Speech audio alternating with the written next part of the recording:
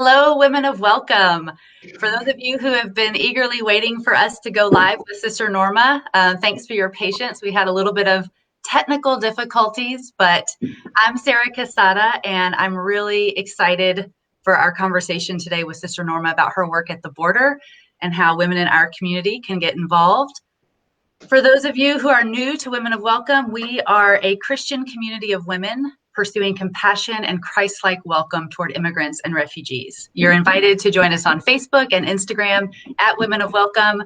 And for those of you who might be looking for a safe place to ask sincere questions or dialogue with other women in this same space, we have a private Facebook group that's just for you, also called Women of Welcome. So we encourage you to find us there and go deeper with our community. All right, I'm ready to jump in because I'm excited to introduce our guest today, Sister Norman, who is one of Time Magazine's most influential people of 2020. She is the executive director of Catholic Charities in the Rio Grande Valley. And in 2015, she was awarded their Citizen of the Year for her advocacy for immigrants and refugee families. Thank you so much, Sister Norma, for being with us today and going through all of our technology hiccups to get going. I appreciate it. Sarah, I'm so happy to be here with you and everybody joining you. Thank you so much for the invitation. I just hope you can see me because I know we were struggling about coming out and now I don't see anything in the screen, but I figured you are seeing me, right? Yes, I see you and I hear you, and maybe I'll ask those watching live if you can just comment and let us know that you see and hear us because that will help us know if we need to reset anything. So thank you. We'll go ahead and jump in. And I mentioned in some of our promotional materials for this event that some Women of Welcome actually visited with Sister Norma and her ministry a couple of years ago. And I was part of that group, and it was such a meaningful and important experience. So I would love for you, Sister Norma, for those who are unfamiliar with your ministry, if you could give us a little overview of what you all do along the border and how you're serving families currently. Definitely. And they're saying they can see us, so we're good to go. That's great. Thank you. Thank you, everybody. I just love the title, Women of Welcome. That is truly who we all should be. You know, who I am and what I do and why I do what I do is because I see myself as a woman of welcome. Totally. You know, it is what is in me and what God has placed in me. And right from the start, you know, I truly believe that we're called to be women of welcome, you know, and what I do, I'm right at the border with United States, with Mexico by South Texas. What we known as the Valley, it's the Rio Grande Valley. And because I am from the Rio Grande Valley, I've lived here all my life. Being next to Mexico and coming and going has always been part of who I am. I belong to both countries, to both sides, and I have always been part of a community of welcome, a community that is amongst immigrants and families that would come and go. And so being here has always made me be present to the many families who are coming to our border from further on, from Central America, mostly from Nicaragua in the 80s, and then in Salvador, Honduras, and now most recently in 2014, we had a massive wave of children, especially children, that came in 2014, and there was a great need of helping and responding to the many children that we were seeing here at our border with Mexico and the United States, in South Texas. And so I took a lead to actually organize what already everybody in our community here in this area was wanted to respond to the many families and the children and the conditions that we were finding them in the devastated state that they were in. They were dirty and muddy and crying, and mother was so worried about their kids dehydrating, and so the community responded by saying, I want to help. And so I took the lead in organizing that humanitarian response that was so needed and so part of who we were ourselves. As you know, we are a community of faith here in South Texas, and our faith came to life. You know, our response was to be there for that mother that was in great need of help, of caring for their child. And so we immediately just took action and welcome every single family into a space at the time where I borrowed a space from our local parish that was right by the bus station. And we open the doors, and hundreds every single day were coming to our shelter, to our respite center, to welcome them and to provide them with the basic things that a human person needs. And since that day to today, we have been doing this. And really, we've gone beyond 200,000 immigrant refugees that have come through this sector of the United States, where people are coming into the United States through Mexico. And we've been there for them. We've tried reach out, and to myself, together with so many others, women and men in groups that are moved by what we see. There are brothers and sisters. They're here at our border, right next door, and they need our help. And so we're moved to be there and welcome them and to care for them.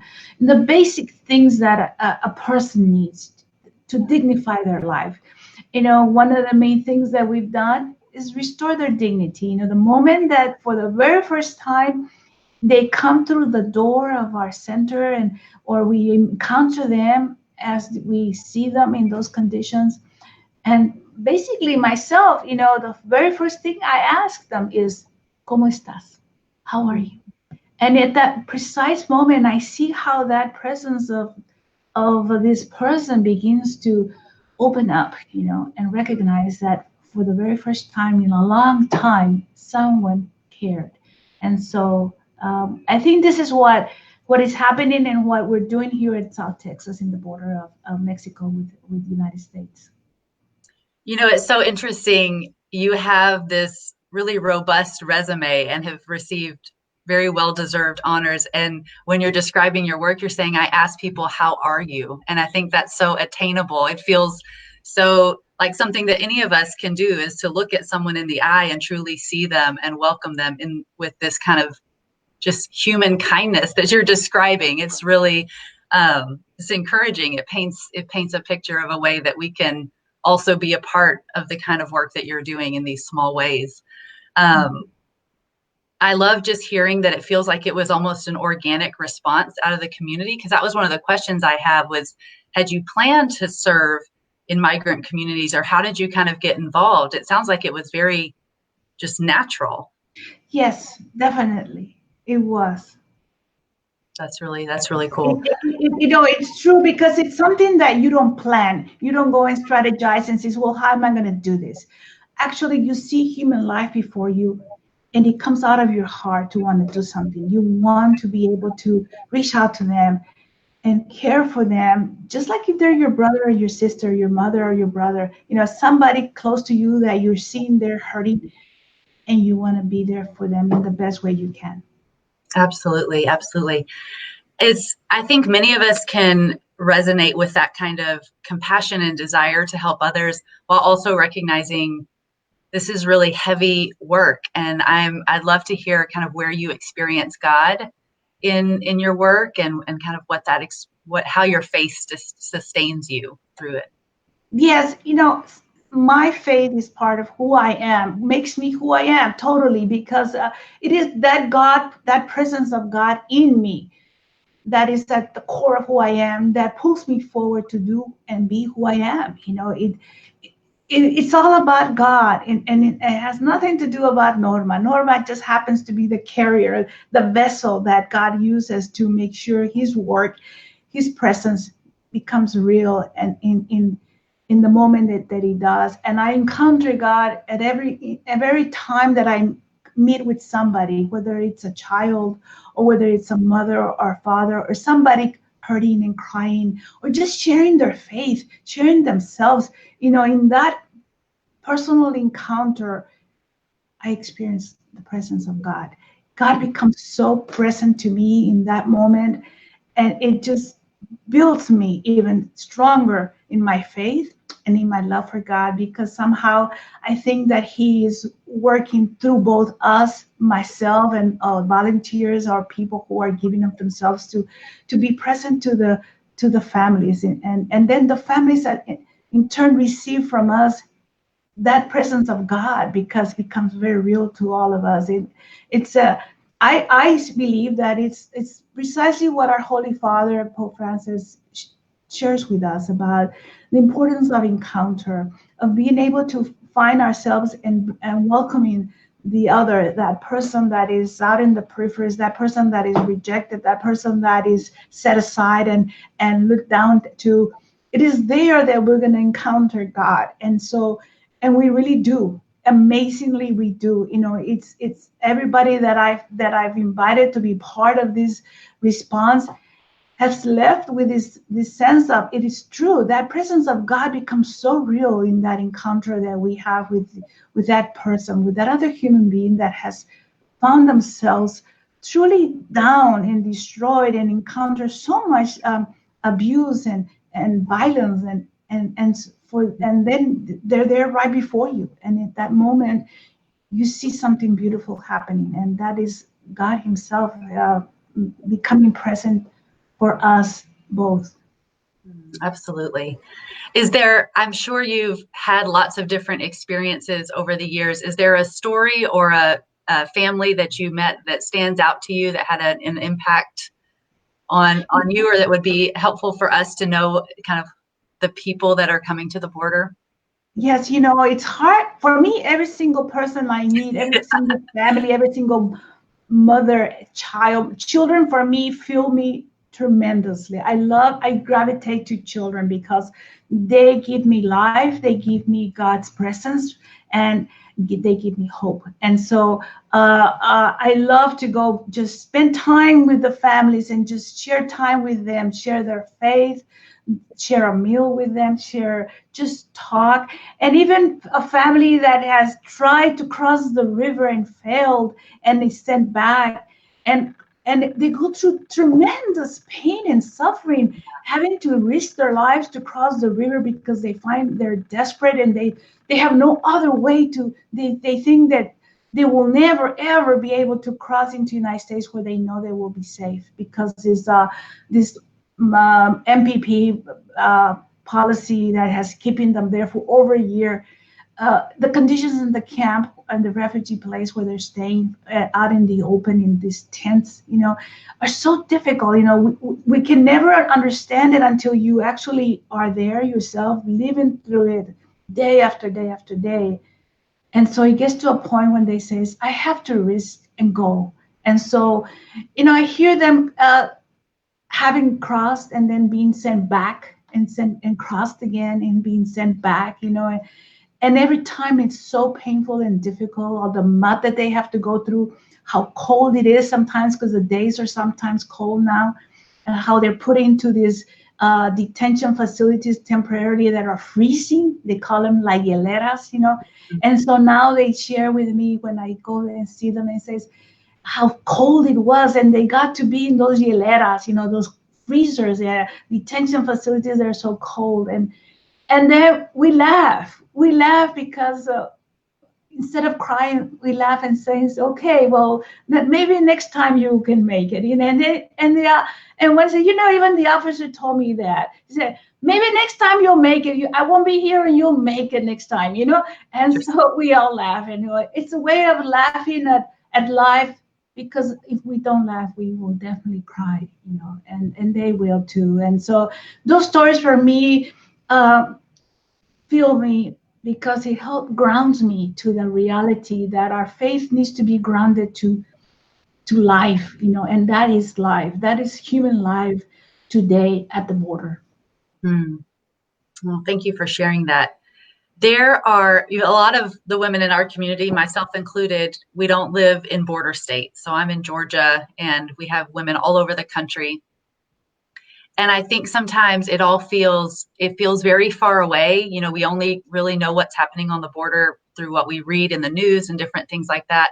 And so it would be really great just to hear from you. I know you've been doing this for many years, and what people like us need to know about what's happening, maybe what's being reported or what's not, and what we can kind of know of what's changed at the border in the last few years and what you've seen.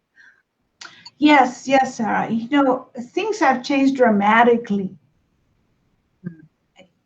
You're talking about, I don't hear her. Oh, you don't hear me? Now I do. Okay. I hear you. So, yes, since last year, the latest policy, there had been policy after policy that this administration has tried to find ways to deter people from coming to the United States. It started, we all remember when they did the separation of the families. It was the zero tolerance policy, where they said, if you're coming to this United States and you enter in our country illegally, we will prosecute you and we will separate you from your kids. And we were all devastated to see the children taken away, just separated from their parents and crying. And that was so terrible. And that was one policy. And it was done purposely just to deter people from coming. If you don't like this, and that was the words that we heard on TV from the Mr. Sessions that said, if you don't like this, don't come, And so it's terrible to use the pain of a child to deter somebody and send a message, this is what's happening if you do come. Well, just like that policy, other policies followed. And the real last one was the one we call as MPP, Migrant Protection Protocol, which is basically forcing people that are entering the country into the United States. It doesn't matter if you enter illegally or legally through a point of entry in a bridge. They would immediately send you back and wait in Mexico, right at the border, and says, okay, you want asylum? You have to wait, but in Mexico, And so now, even if people come asking for asylum, they were sent back and they had to wait in Mexico. So the great numbers of people that we were seeing entering our country all of a sudden stop, and we see, there's no problem anymore. And so it's not that there's no more people coming, it's just that they're immediately, as soon as they try to enter the country, are sent back. They simply are sent back and says, okay, wait on the other side. And so that's what has happened for the past year or so, way over a year, where MPP went into effect, and these families have waited and waited. And because of the pandemic, the families, everything stopped. Okay, the pandemic is another thing. And so we're not going to let you come in and go through your courts hearings that you have scheduled. Every 3 months, they would schedule their court hearing. It's a way to deter them, to get them frustrated and tired and says, you know what, I can't handle this anymore. But now the pandemic just put a stop to everything and says, nobody's entering the country. Even if you have a court date, we're going to postpone it until further notice. So that's over a year or almost a year that we've been going through the pandemic. So the families are there waiting on the other side. And so these policies have really put the families, the children are all in places in Mexico that are so exposed to great danger. We have what they call La Maña, which are like gangs and organized crime that are just finding ways to take advantage of them and hurt them. And so they make money from them. And so we're putting them in harm's way by forcing them to stay there and wait until further notice. And so this is what actually is happening at the border today. And people are just devastated. And they're saying, you know what? Yes, thank you for everything you give me. You give me a tent, you give me food, you give me water, you take care of me, the basic things I need. And I'm talking about a lot of groups from the border like ourselves, but we have also a team like Team Brownsville and Engutillas and RCN and so many like them, and other churches that are so involved, and evangelical churches so involved in part of wanting to be there for the families and carrying them in every way possible, just so that they can be okay. But what they truly need from us, is for them to be safe, for them not to be there, for us to help them change those policies so that they can be in the U.S. where they can be safe, where they don't have to go tonight crying, worried whether their little girl is going to get raped or kidnapped, whether they might end up dead in the river. And so all of these things are terrible to undergo on a daily basis for so long. And that's what's happening today at the border here by South Texas. Man, that's so hard to hear. And it is, we've seen kind of this compound of MPP, or sometimes it's known as Remain in Mexico for women in our community. And then you had COVID on top of that. So when I visited you in, I guess what was 2018, I remember that you all almost worked with Border Patrol, if I recall correctly, right? That they would bring groups of people to you. And what was that? What was that kind of partnership, and what were you doing? And then, if that is no longer happening, how has that changed your Yes, work? that is happening. We actually established a very wonderful partnership with law enforcement, with Border Patrol, with ICE. We actually were in continuous dialogue with the chief of Border Patrol, which most recently just gave me a call, knowing that things may be changing and that the new administration may look at things totally different. He says, "Looks like we're going to be partners again, sister." And so I think that it's so important to work together. Mm-hmm. I totally respect the men and women of law enforcement, because they're good men and women working towards keeping our country safe, and in the process of doing that, they also have to also care for and deal with the fact that they're not just dealing with criminals, they're having to deal with families, with Mm-hmm. children, with moms, that they realize it's totally different from their job of being defending our country from criminals and protecting us to make sure we're safe. So I see that amazing work that they do, and we can work together to try to follow up with those families that they identify they're not a threat to the United States.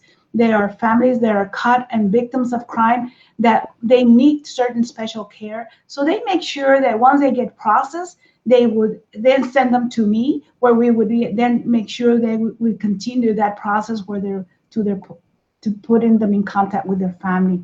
And we have continued to do this to this day, even through the pandemic, even through all this MPP. So some people are still We being bring processed. families to us every day. We get families, but of course not in the great numbers we were seeing before this last policy of MPP. Today we may see from maybe 5, 10 to maybe 10, 20, 30, up to possibly 50 people, but it's very limited. We were seeing groups of 100, 200, 500, 800 people daily, before, and that is not the case today. That has changed, at least with this administration. It is more limited. We get mostly all the women that are pregnant, women that just had a baby. And just most recently, I don't know if you heard in the news, there was a young girl who actually delivered right after she crossed the river. The Border Patrol agents actually helped deliver the baby. Oh, wow. That's who we get at our respite center today. I was just going to ask that, is because it does sound like there's a few people being processed, even though I know they say they're turning a lot of people away, or just saying we're shut down for COVID. But that makes sense that some of these very vulnerable people along Border Patrol is trying to get them to some kind of safety. That's encouraging. Yes, it is true. It's what is so sad is that people have to do that instead of cross through the points of entry, to the bridge where they can be safe. Why do they have to risk their life and go through the river and expose themselves in those conditions to that degree? What I hear from the families at the camp many times, they say it's like we're invisible, like nobody sees us. It's like and it's true. It's almost as if they're out of sight, out of mind. That nobody sees them. They don't know that they exist, but they really are there, and they're hurting, and they need our help. And so we need to bring this into the awareness of everybody. The reality that there are people hurting, and they need our voice. They need us to be able to stand up and speak on their behalf. That's beautiful. I think one of the images that I never shook from visiting your center was just the sheer volume of diapers that you all had stocked. And it just really spoke to me of who was coming and what the needs are for some of these families. Yes, because it's not always who we imagine. You remind me the very first day we got started at the Respite Center in 2014 in June, that summer. And we opened up the shelter there at Sacred Heart, that parish hall. The very first day, I called this lady that I know that's very close to me, that she's has a prayer group, and I said, Esperanza, you need to come meet me at the respite center, at the shelter there at the parish hall. He said, what for, sister? I have no clue, Esperanza, but just call your friends. Tell them to call their friends and bring Pampers and bring milk and bring bottles, because we need them all. Yeah, absolutely. That's such a very specific need. And I think as a mom myself, and it just speaks of, that that's that's that's the bare minimum. That's what you're needing to survive and to be, Yes. comfortable in some capacity. So that's beautiful that you all are able to offer that. Um, it does sound like you are also going into the camps in Mexico sometimes. Is that part of your work now? Yes, my wings spread out. I not only, I mean, McAllen on a regular basis, because we actually are bringing in the homeless at night because we have a beautiful large facility now right across from the bus station. And in the evenings, we have the local homeless downtown that because of the cold weather, I thought, why not let them go in? And so they loved it. And now every night they look forward to going into our respite center at 8, and we feed them and give them a chance to take a shower, to get clean clothing, to sleep nice and comfortably and safe. In the morning, give them breakfast, and they're off before 8. And so, but most of my other time, I go to Matamoros. I can't help but be there, and I try to go every other day, if not every day. It's any day and every day that I can. You'll see me at Matamoros because uh, I find it that it's important for me to be there. My presence can help give hope, if possibly, to the families. That God is there for them, that God cares for them, and that with the actions that we show just by being there, they feel. They even call me and say, "Sister, aren't you coming today?" Keeping track. That's great. Yes, yeah. It feels good to be part of the families in the community there. Those that have been there and are there know what I'm talking about. Mhm. Absolutely. I wanted to circle back because you mentioned zero tolerance at one point and kind of the big change of that family separation policy. And that was such a significant just moment, I think, for many people who maybe weren't following immigration conversations that closely. I know we had a lot of women in our community who felt like I might have questions or there might be things I don't understand, but I feel very concerned and passionate about this type of policy. And as I understand it, that was a lot of where that was happening was actually in McAllen. And I'm wondering where you saw that policy happening, or did you, and kind of how did that impact Yes, the local definitely. And we were seeing the families arrive at our center, and some of them without the children, some of them saying, "Oh, thank God! When I saw they took their child from this mother, and she started to cry, I thought they were going to take mine too."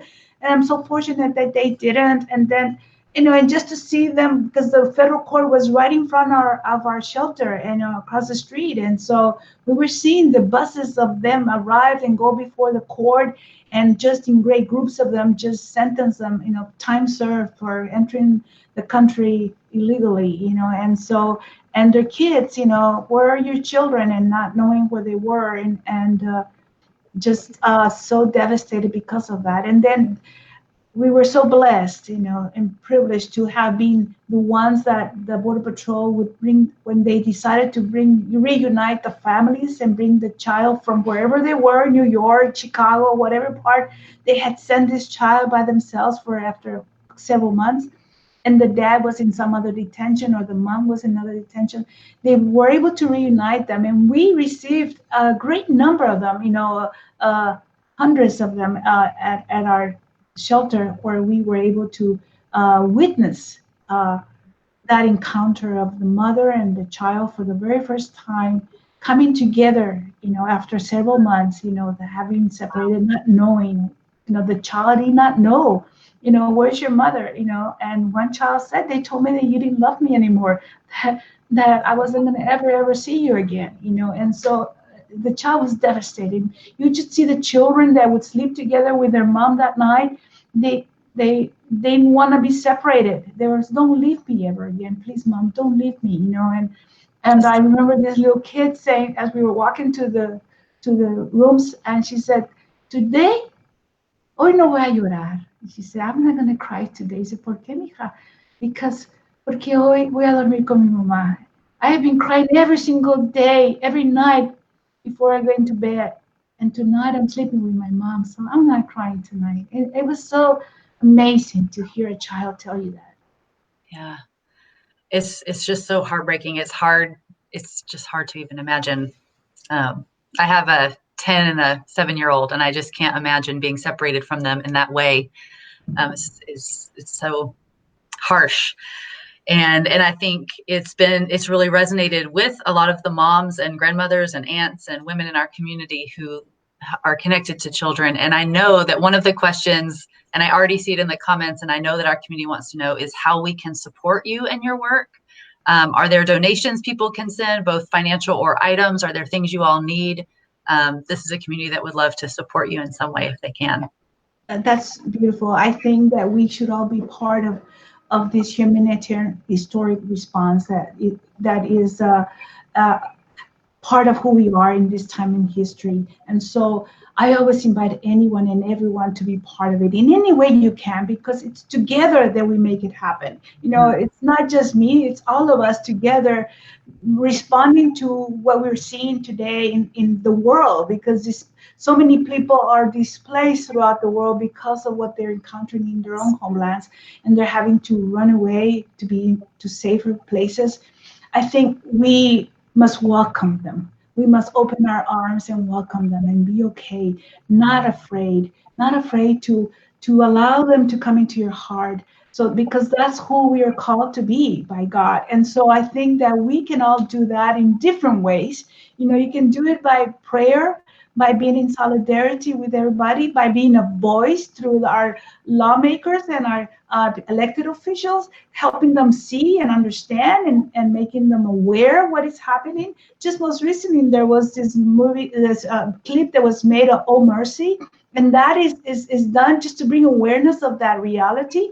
I encourage you to see it if you haven't. It's online. And you said it's called Oh Mercy? Yes.